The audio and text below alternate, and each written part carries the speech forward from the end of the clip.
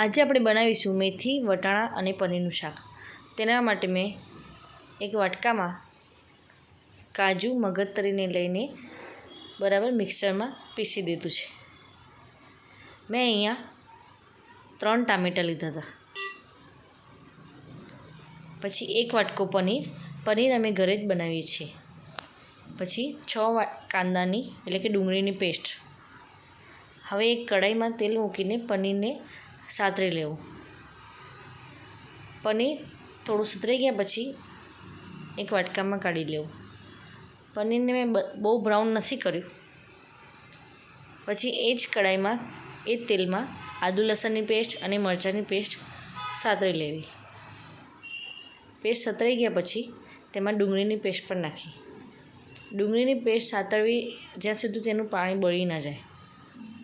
તેનું પાણી બળી ગયા પછી આપણે ટામેટાની પેસ્ટ નાખવી.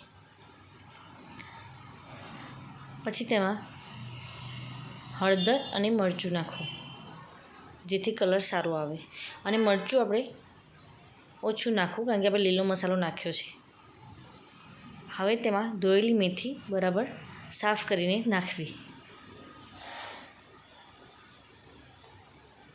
હવે બધું શાક બરાબર મિક્સ કરી દેવું. પછી તેમાં તેલ છૂટી ગયા પછી વટાણા નાખી દેવા. વટાણાને પણ બરાબર મિક્સ કરી લેવા. પછી તેમાં તમે જોઈ શકો છો કે કેવું બરાબર તેલ છૂટ્યું છે. પછી તેમાં પનીરના કટકા નાખી દેવા. હવે તમે લાલ મરચું નાખી શકો છો. મરચાંનો ટેસ્ટ તમારા પ્રમાણે નાખવો કારણ કે લીલો મસાલો પણ નાખ્યો છે અને મરચું મેં 2 વખત અહીંયા નાખ્યું છે કારણ કે અમારે એ બધાને ટેસ્ટફુલ જોઈએ છે. પછી કિચન કિંગ મસાલો અને ગરમ મસાલો નાખો.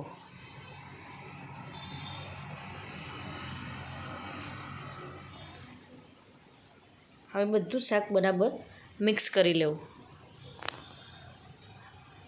તમે જોઈ શકો છો કે શાકનો કલર કેટલો સરસ લાગે છે. હવે તમે આ શાકમાં તમારા ઘરમાં જે મલાઈ હોય તાજી મલાઈ એ નાખી શકો છો. હવે બરાબર મિક્સ કરી લેવું અને ગેસ બંધ કરી દેવું.